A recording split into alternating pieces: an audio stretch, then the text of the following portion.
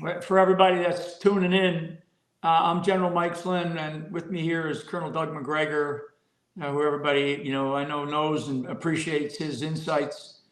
So there's a lot going on in the world today. We have the G7 summit wrapping up this week over in Italy.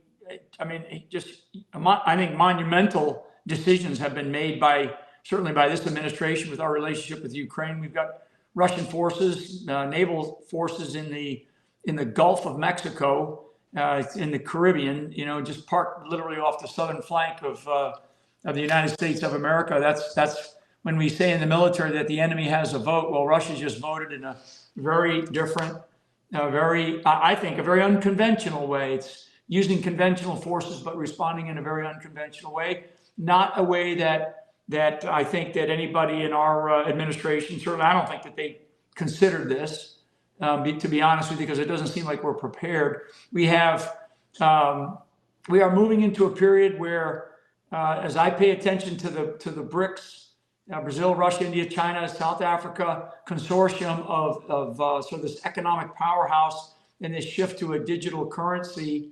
globally, where our biometrics are so every behavior of our lives are going to be tied to our banking system.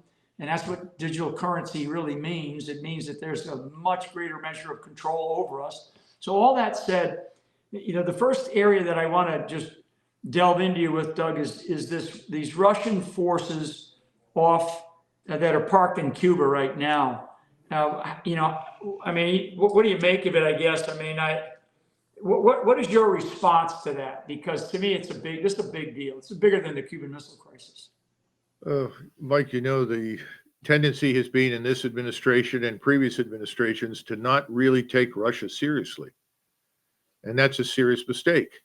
The Russians have always been very straightforward about what they described as their vital strategic interests. And the number one vital strategic interest for them was that Ukraine remain a neutral state and not become part of NATO. They didn't want NATO parking missiles and troops and tanks and everything else on their border. And of course, since they've entered Ukraine, they've discovered what an enormously hostile government and capability we've been building there. So I think they finally said, well, let's show them that they don't have a monopoly on power. And this is one of the problems we have. In 1991, we had a monopoly on precision strike. We had a monopoly to a large extent on space-based surveillance and reconnaissance and intelligence in many ways. Those monopolies are gone. We are no longer alone on the world stage by any stretch of the imagination. I think Russia wanted to say, look, you keep this up, you continue to threaten us, you continue to supply these maniacs in Kiev with strike weapons designed to kill Russians, Russian civilians, people in cities and towns, threaten us. You need to understand something. We have submarines, just like you have submarines. They're right off the coast. They've always been there. We can use them, and we don't have to use nuclear weapons. We have alternatives, hypersonic missiles, and we have a Navy. And now it's visible and it's obvious in Cuban waters. It's essentially analogous to the things that we have been doing in the Baltic, right off the coast of Russia, within 50 nautical miles of St. Petersburg, or right off the coast of Crimea in the Black Sea. You don't like it? Well, this is a taste of what you've been doing to us. So I think they're trying to once again reinforce their message, what they want as a minimum. And I think we ought to listen to them, because I don't think any of us in the United States have any interest in going to war with Russia. Yeah. And one of the things that I laid out with some friends last night about, and we were just, hypothetically really describing the state of our naval forces, U.S. naval forces around the world. Doug just mentioned, for the audience, Doug just mentioned the year 1991. Well, at that time, I think we still had 20 aircraft carrier battle groups. We had 500,000 combat troops over in Europe at the height of the end of the Cold War. And we had a much, much larger and frankly, a better prepared military than we are today. Today we have a very small military. We're undermanned, undergunned. Our stocks are down. Our training levels are down. I mean, there's not, all the indicators right now are not good for our naval forces. I mean, we're lucky to have probably eight aircraft carrier battle groups at sea at one time, if we're lucky. And that means, and we have them in the Mediterranean, we have them in the Arabian Sea, we have them out in the Pacific, we have a couple out in the Pacific. We might have one or two in the Atlantic. That's not a large force, and there's no backup. There's no reinforcements coming if something were to happen to them. And you think about where these Russian forces are positioned. You know, somebody said, well, they can range Miami. You know, they can range Iowa. They can range Omaha, Nebraska. With these capabilities. So one other thing that came up this week in the G7, a bilateral agreement that the United States, that Biden signed with our buddy Zelensky there. 10 years. What do you make of this agreement? I mean, it's another stick in the eye, kind of, from my perspective. But what's your take on it? Oh, I think you're right. This is insulting to the Russians because the Russians know the truth. The American people don't know the truth. Europeans are beginning to find it out finally because the mainstream has never told the truth about the war in Ukraine. Zelensky's finished. His government is an empty facade. And the Russians are simply allowing the Ukrainians once again to mass in front of them up near Kharkov so that they can be annihilated. Russian forces are larger, stronger, more capable than ever. They're ready to cross that river, go down to Odessa and take it. And I think they're ready to cross the river and go north to Kiev, along with another 100,000 troops up in Belarusia that'll come down from the north. So this is an act of defiance, I suppose, but it's meaningless. But it simply is insulting, and it demonstrates our complete unwillingness to take in the facts. This war is over. We should be providing humanitarian assistance and whatever good work that we can do to help Ukraine end this war. But we're doing the opposite. We're killing more Ukrainians. And for what? It's lost. It's over. And then we're offending and alienating the Russians. It'll take us years to recover from this, maybe decades. And that's not in our interest. It's not in the interest of the international system. Yeah. And one of the things I want people to understand, that NATO, so when we talk about what's going on in Europe and NATO, which is an acronym that has become well known by many people. Everybody knows NATO, right? North Atlantic Treaty Organization. It's a defensive charter. It is a defensive alliance. It's not meant to be an offensive alliance. And I think that the speeches, the actions coming out of NATO, I think it was yesterday or 2 days ago, where there was a statement out of Europe that said that NATO has 300,000 troops ready to fight in Ukraine. And I heard on a network the other day, a member of the House Armed Services Committee state, and he was arguing for this administration's policies. He stated the objectives in Ukraine, because I've never heard this administration really state any clear, unequivocal objectives of why we're there that will achieve anything or end this thing at any time soon. And essentially what he said was, we are going to fight the Russians at all costs. We have to stop Russia from attacking Europe. The Russians don't want to attack Europe. The Russians, they actually don't have the manpower these days like they used to have, and they don't have the desire. They don't want to control Europe. Christ, Europe's got enough problems. They don't want those problems. What they want is they want to be able to take care of their own sovereign nation and not have. Mike, if you look at this whole thing, it's all too reminiscent of the late 60s when I heard people tell me when I was a teenager, Vietnam and Laos are vital strategic interests of the United States. It was absurd. They never were. And the real question was the same question you raised. What are the goals and objectives in Vietnam and Laos? And you got the same sort of dribble back. Oh, we're going to build a new democratic utopia. Culture be damned, the interests of the people be damned, the economics don't matter. We have limitless money and power, and we can bomb everybody into compliance. These people on the Hill, and I think in the White House, are dangerous, Mike. They don't know what they're talking about. They never did their homework to begin with on any of this. And I think it's very dangerous at this point to push this matter any further. We should be interested in ending it, and so should the Europeans. And I think NATO will fall apart because at some point, Scholz and his friends are going to be gone, and new European leaders are going to say, wait a minute, this hasn't helped us. It's destroyed our economy. We don't want permanent hostilities with Russia. It's all going to end. Yeah. And one thing that people need to understand is there's great tension between the European Union and NATO.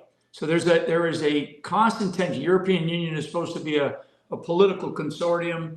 NATO is supposed to be a military consortium. And there's great tension because there's a lot of money to be made in the military industrial complex of Europe that the United States of America is a big part of.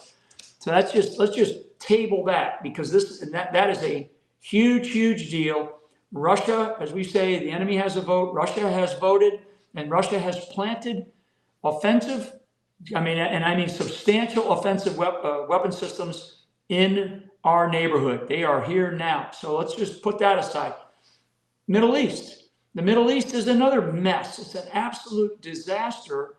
And I do believe that Israel's survival is at stake. The operations in Gaza, the operations and now we see Hezbollah is rearing its head, and there's a lot of operations going on in Lebanon. Iran is still behind all this. The bigger, you got the Houthi rebels that are still showing their abilities down there in the Arabian Sea and in the Red Sea area, Bandar al-Abbas. But the one thing I want people to understand is that there is a strong and very powerful alliance between China, Russia, and Iran. And we cannot lose sight of that. And all of this plays into the efforts that are going on in the Middle East. And I just feel like there's only so much intellectual capital that we have and resource capital that we have to be able to do all the things that we used to be able to do very adeptly. Now we don't have that, and we certainly don't have the leaders in this administration that are capable of juggling these very dangerous crystal balls that they're juggling right now. And so, well, you know from your own experience that Washington's a one crisis town. Yeah, they can't handle more than one thing at a time. But here's something else. No one seems to be paying attention to the destruction of the petrodollar. Saudi Arabia has said, no, we're not going to renew it. And people are saying, well, how could this be? Well, if your two biggest customers for all of the oil in the Persian Gulf are India and China, exactly, it makes perfect sense. So when people stop doing business in dollars, what does that mean to us? Well, it's going to harm us. It's going to destroy our bond market. It's going to ratchet up inflation. It'll hike interest rates. Why? Because we can't cope. The success economically, historically for the United States and the world was that the dollar has to be weak and the consumer has to be strong. Well, that's all fallen apart. We're in a lot of trouble. Nobody seems to connect that with all of this overseas adventurism. It's almost as though people really do believe that we have limitless resources and power when we don't. Yeah, we don't. And one of the things that's happening, and this BRICS consortium, this economic powerhouse that now has, and BRICS alone is like 47% of the global population. The other nation states that have joined it, you just mentioned one, Saudis, the Turks have as well, I think UAE and others. I mean, we're looking at about another 20 nations that represent about 85% of the world's population from nation states, powerful nation states that have their own economies, their own militaries, their own ideas about the way the world should work. And the United States right now doesn't fit inside of that. And Russia is the head of that consortium at this moment in time in history. They are going to have a large summit in the October timeframe. What I believe, and I'll just throw this out and ask you for your ideas about this. What I believe is that we are now starting to see the shift away from the petrodollar to some other form of digital currency. And we've been talking about this central bank digital currency for a long time. This administration under Biden has signed up for it. People can go to Executive Order 14067, go look it up and study it, because you need to understand what it is. But we're going to move there where our behavior, our biometric behavior is going to be known, and then our control of our own wealth, our own money is going to be under the guise of a central bank system, and which is a globalist type system. The Chinese have been using they use this social credit score. And so if you're politically aligned with them, with their ideas, you're okay, and you're allowed to do certain things with your wealth. And this is the direction that we're heading. We're heading into a direction where if your ideology underpinnings don't align with the government that's in charge, and I'm talking about America, then they may make a move to control your ability to spend your money. I mean, it could be that basic. And Oh no, you're 100% right. Yeah. You're absolutely 100% right. And I would say two things. First of all, the tectonic plates, the ground beneath our feet is shifting very, very rapidly. And unfortunately, nobody in Washington seems to notice. So all of the things that we're talking about have not occurred to the average congressman or senator who's reading from talking points prepared at Heritage or the DNC or somewhere else that are completely out of touch with reality. The other thing is that I think we're at the end of this central banking disaster. Central banking has done enormous harm to the United States and the West. That's one of the things that the Russians, the Chinese, the Indians, they want to get out from under our financial hegemony. And it's going to happen. The question is, what are we going to do? And people need to understand there's a difference between something like Bitcoin and this central bank currency, digital currency. We don't want central bank digital currency. We want independence and freedom from the banks. And that's why they don't like Bitcoin. And Bitcoin is just one example because it's a store of value over which they have no control. But when we grew to great power status in the United States, most of that productivity and growth came at a point in time when we did not have central banking, which is why we always fought it. It's why Jackson, Jefferson, Lincoln, everybody fought the central banking system.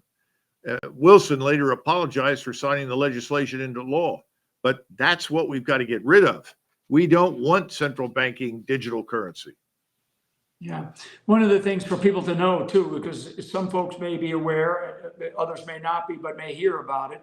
You're going to hear from certain members of the House of Representatives that say, well, we just passed a resolution to stop this central bank digital currency. I forget that the House resolution number, it begins with a 5, but it mocks Nix. So that, to me, that is window dressing. That's window dressing for political points. Okay, folks? So the shift to a new economic system, a global economic system, when you look at the International Monetary Fund, you look at the World Bank, you look at the Bank of International Settlements, these are organizations, globalist organizations that are basically dictating how the shift is going to occur. And again, we're presenting information to you here and hoping, that the audience, people have got to start to go and do their own research on this kind of stuff, because it is going to affect us all the way down to the local level. So before we go here in a couple of minutes, where do you, if you're talking to your neighbors or your friends and they're asking you, what do we do, Doug? How do you answer that question? Well, I think on the monetary side right now, cash and gold, other precious metals, that's where you need to be wealth-wise. I anticipate a dramatic implosion of real estate. That'll be commercial as well as private. I don't know which comes first or how rapidly, but I think we're headed there. And I think the most important thing that we can do is to be in communication with each other, which is one of the reasons we were talking earlier about this platform called Republic. We have to set up a system that the government cannot break down. The government can't stop. The government can't interfere with. A platform which will unite us, not for the purpose of imposing views on people out there, but for their views so that they can find like-minded people. I think that's what we have to do. Americans have to be Americans. We got to get rid of all this hyphenated identity. We just have to be Americans. I think we can do that. And if we stick to that, I think we can win. Yeah, and I for people that and they'll learn more about this. But one of the things that is happening across the country is there's all these alternative options that the American public are starting to take. There's alternatives in schools, right? Called homeschooling. Homeschooling is exploding around this country, and there is a large community of interest that needs to unify. There are alternatives in the healthcare industry. There's all these little clinics that are popping up all over the place, and they need to be unified. There's all kinds of actions going on. I've met people in my going around the country who have created independent banking systems. Actually, I mean, there's so many things that people are starting to take action on their own, as well as people getting involved in in sort of the political lifeblood of our country at the local level. And everybody's, that's listening to me has heard me say local action equals a national impact. I firmly believe in that. And you have to take control of the things that you can control. It's time now to stand up and step up.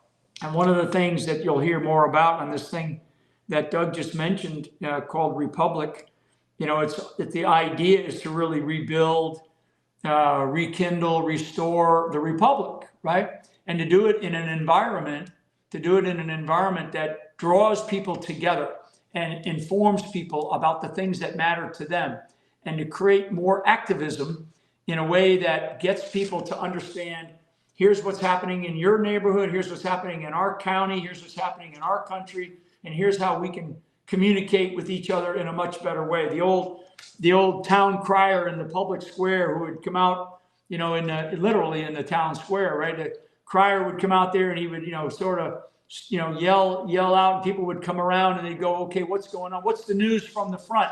What's the news from, the next colony? How is it that we need to be informed? And this is one of the efforts. And I firmly believe we need a way to, and the military, and Doug would understand this phrase or this word, self-synchronize, right? We have to self-unify. We have to unify the nation, and we have to do it sort of one individual at a time, one community at a time, one county at a time. But how we do it is to join forces together. And in order to do that, we're going to have to commit the resources and and we're going to have to sacrifice. There's going to be sacrifice. These next couple of months that are coming up are unknown. We're going into uncharted waters. And the fact that we've got a president of the United States that's been convicted of crimes that nobody can understand. We've got Russian naval forces off the southern coast of the United States of America. We've got a raging fire in the Middle East right now. We've got China that is, there's chomping at the bit to take over Taiwan. We've got this digital currency stuff, this economic shift that we've been talking about going on. So that uncertainty it should not cause people to lose hope. It should cause people to get control of their fear and look for answers and look for solutions. And one of them is in this idea that we're talking about right now. This idea of unification, unifying under a single means to bring communities together, and people will hear more about it, called Republic. Let me go back to you, Doug, and maybe you just wrap up with how can people find you, and I'll give you the last word here. Well, Our Country, Our Choice is in Orlando, Florida. You can find us at ourcountryourchoice.com, and I think you'll enjoy the website and see what we had to say. A lot of the things we're discussing today are there, but I would leave everybody with this message. Don't wait around for somebody to save you. We have to save ourselves. No one is coming to save us. We have to unify, organize, and save ourselves. You do it by talking to others, working with others, and pulling together. We have to forge unity among Americans. If we can agree with each other 70 or 80% of the time, it's enough. We don't need to squabble over everything. And that's very important, I think. Thanks, Mike. And I just want to wish everybody a happy Flag Day and a happy Father's Day weekend.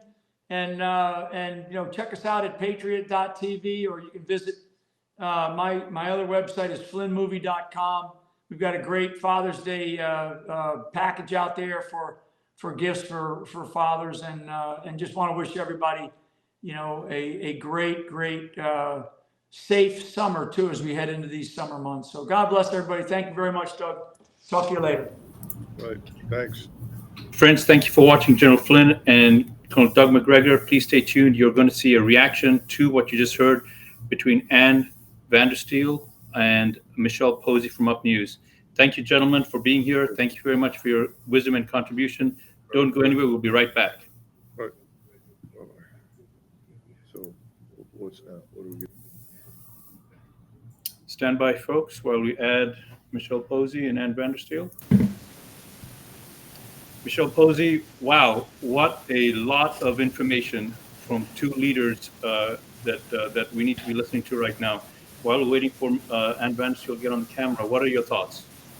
I was really impressed to hear almost a message of hope. We have so much that we're ingesting right now as the American public, right? We don't know what to do. We don't know where to go. We know that there's nobody coming to save us, just as General Flynn said there. But both the Colonel and the General had very hope-filled, inspired messages that really go back to you and I, the American people. How are we going to right this ship? What are we going to do to get involved? And I love that, as things boil up and as the temperature turns up, as we get closer to the 2024 elections, the message seems to be that we actually solidify and just really ground ourselves in what we know and truth and in faith in what this country was founded on. And we just kind of get that little war footing and don't give up our territory. I loved the message from both of them.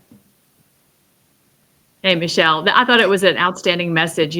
This is what our country needs right now. We need real leadership.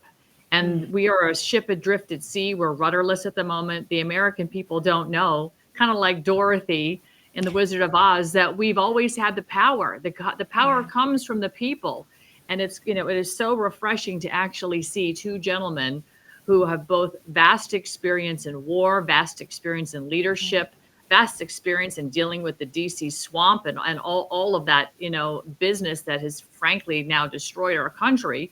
But these two gentlemen know where that begins and where it ends. And they know how to solve those problems. They know how to talk to Americans and dial into exactly what Americans need to know, what they need to hear, but also, like you said, inspire them with that hopeful message, which is you are the answer. As Colonel MacGregor said, there's nobody coming to save us. There isn't even justice. There's just us. And our documents, our founding fathers were so clear on that with we the people. We're the government. We dictate the rules. We have a constitution. And we have a Bill of Rights, which, basically protect us for our God-given rights, which is under God's law of nature. The Bible is very clear on that. And this is what is germane to the foundation of our country. And frankly, for humanity, America has been the example, but this should apply to everybody in the world. And I think the fact that we're seeing the activity that we have where the U.S. hegemony has dwindled, Colonel MacGregor talking about, the de-dollarization and Saudi Arabia and coming off the petrodollar.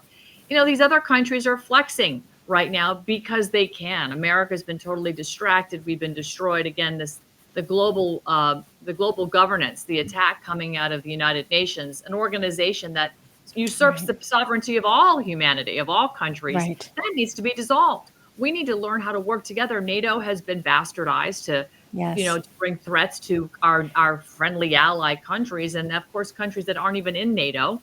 And of course, again, to create a boogeyman, because the war machine always needs a boogeyman. So let's make it Russia this time, or China. This time through, sure. And I think humanity is kind of realizing we don't need to have enemies. We're God's children at this point. We need to communicate and come together.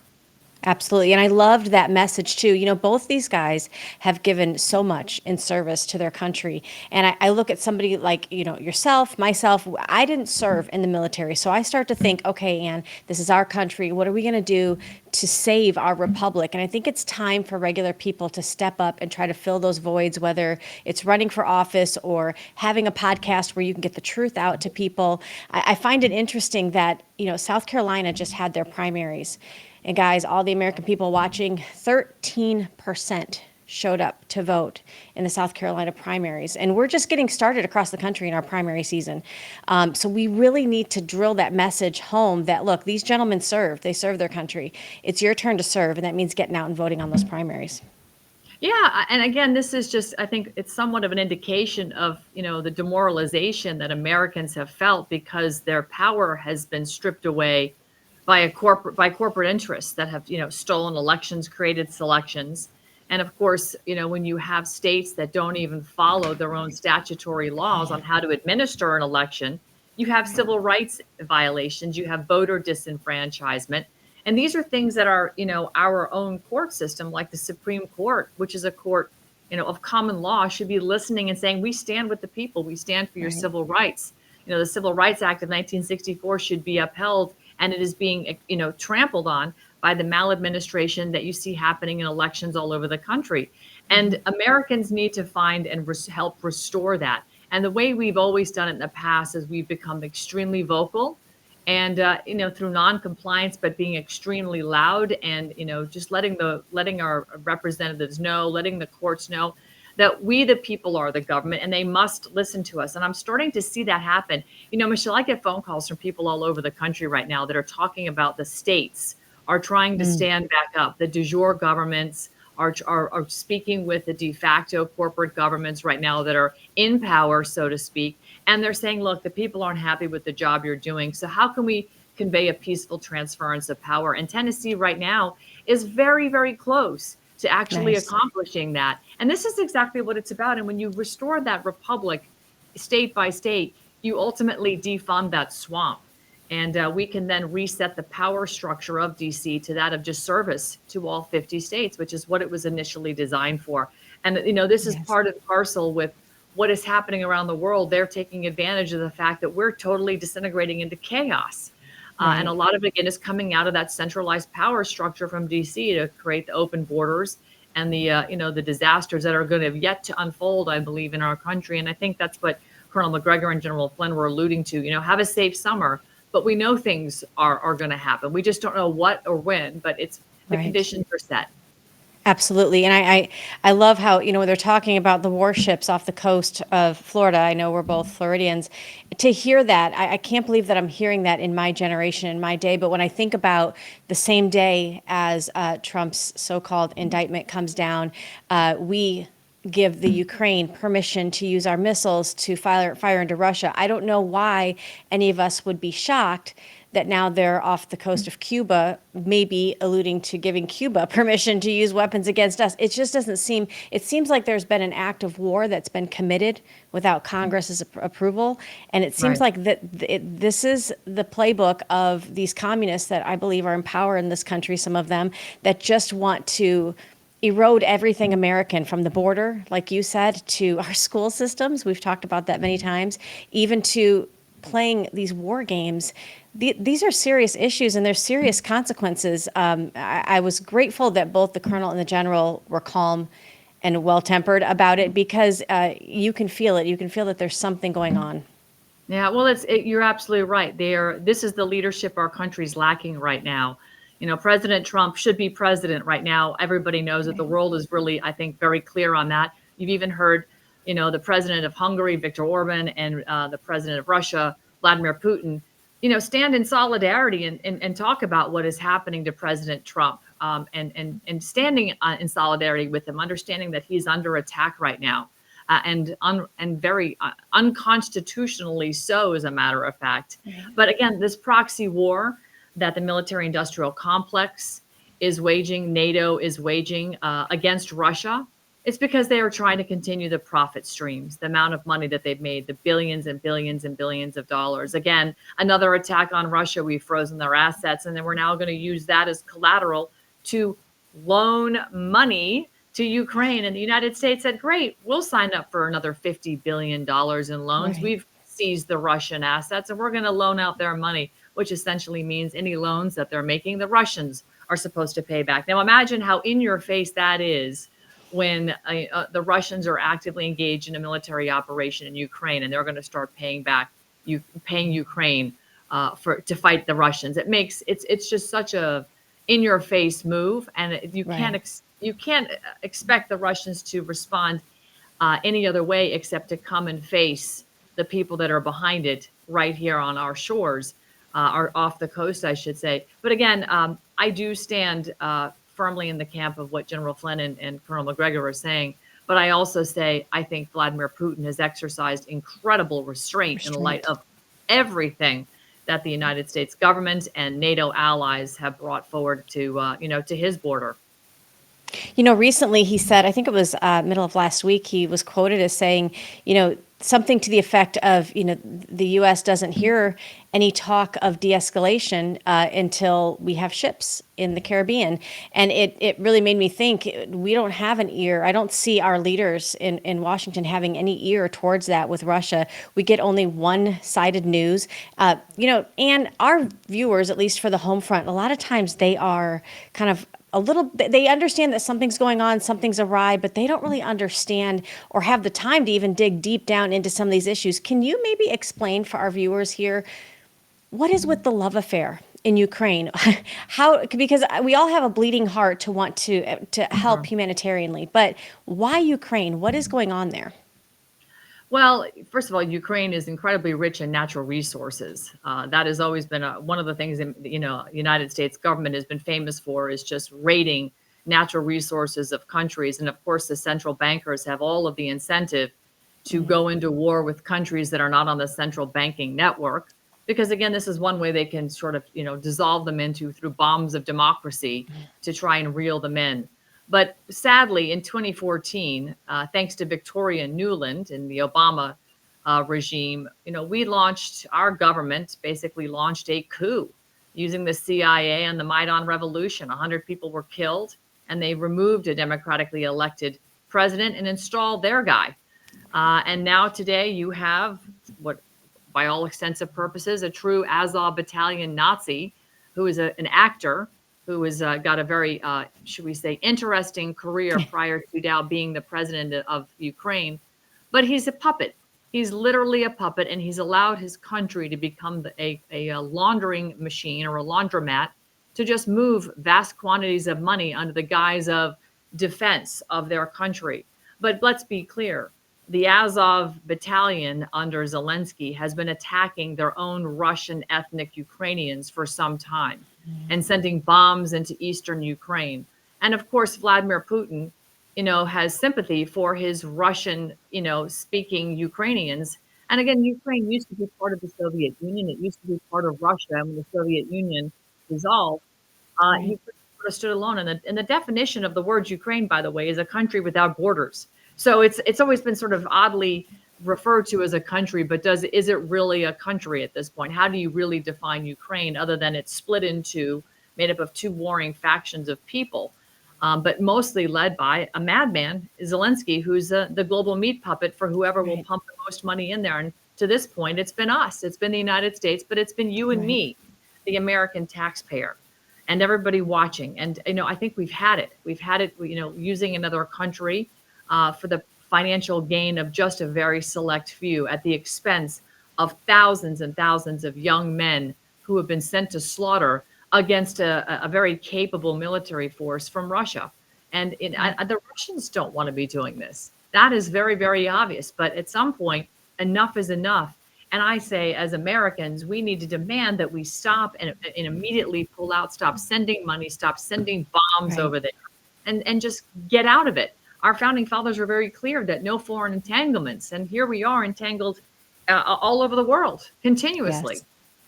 And I can't help but remember, as General Flynn talked about, we can't just talk about Russia, it's China, it's Iran, and the deep waters there through the Panama Canal, that is really run by China. It makes me kind of think about what's to come this summer. We've already seen issues with our supply chain.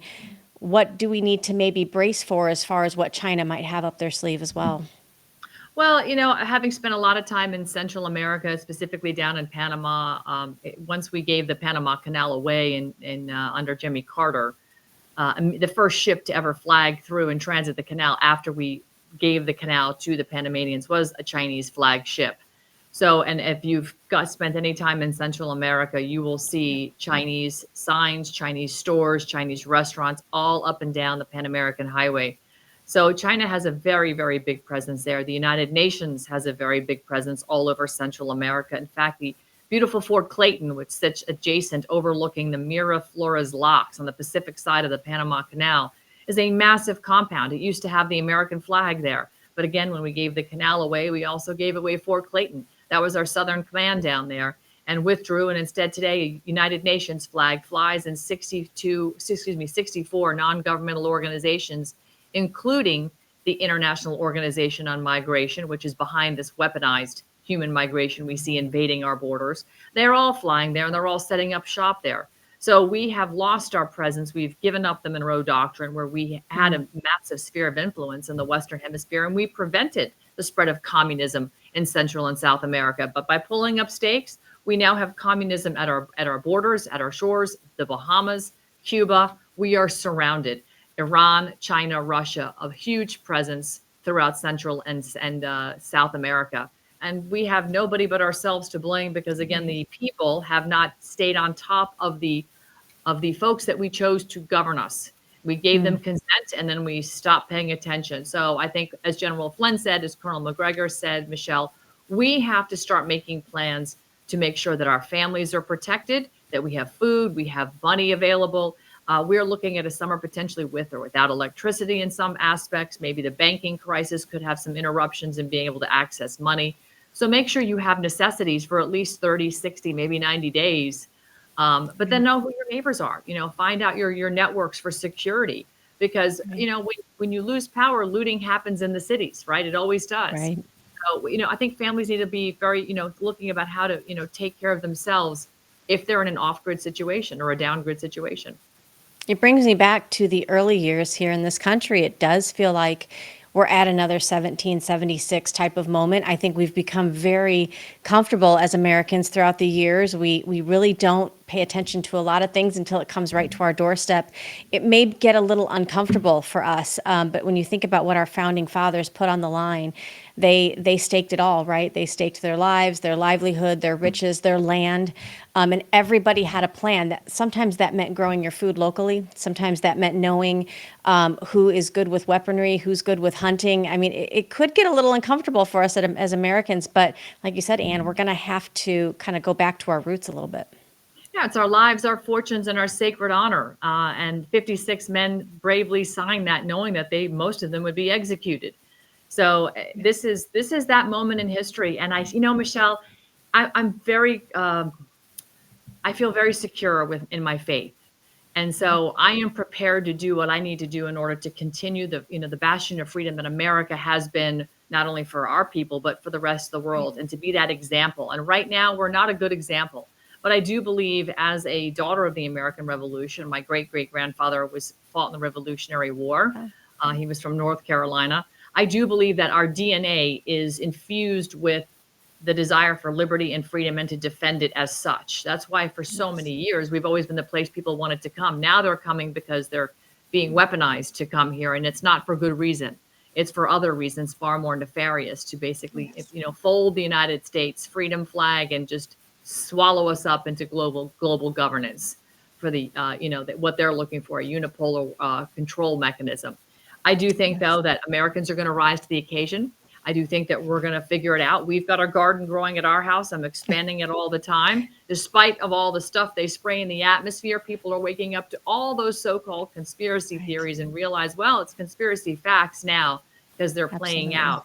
But we've got, General Flynn and Colonel MacGregor. I can't think of two better gentlemen right now to help come together and lead America through what is going to be I think, a blip on the radar overall, but it's going to be a dark time.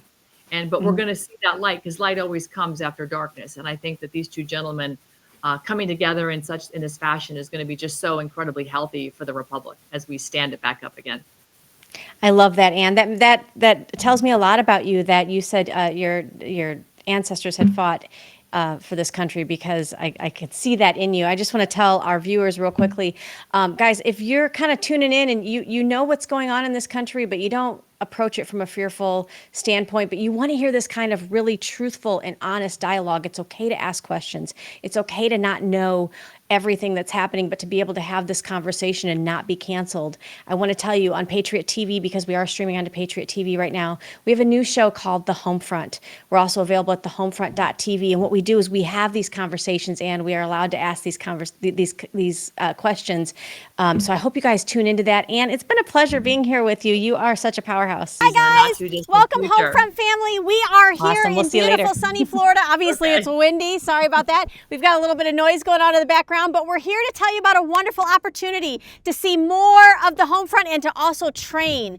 Demi, tell them a little bit about why the Sheriff's Department is so important. Oh my gosh, it's so critical. It's a key component for learning what you can do in your local community and how you can go to the polls and make a difference. I really urge you to consider coming on board and do the training with us. Guys, we don't just need an educated voter populace. We need an engaged electorate in order for us to save this republic. And this is exactly what the training is going to do. It will teach you the proper roles and responsibilities of the elected and how to personally get involved so that you are the tip of the spear in your circle of influence so that we can make the change we wish to see. Yes, I love it. And if you're Gen Z like me and you're tired of not having a reliable news source, scrolling on Instagram, TikTok, and you don't even know if what you're seeing is true, and then you can't even go to Google about it because Google ain't gonna tell you, congratulations, you found us and we have a program that's perfect for you. That's right. It's training for you to get involved. Get involved because, guys, the Republic's not going to save itself. Nope. It's going to take people like us, God-fearing, God-loving Americans to get involved. The Homefront.tv, get involved with our training program. Guys, I love that we're offering this. Allie, tell them how important it is for just everyday people. Guys, so what are you willing to sacrifice to save your republic? It is up to us, each and every one of us. So join us today. And subscribe.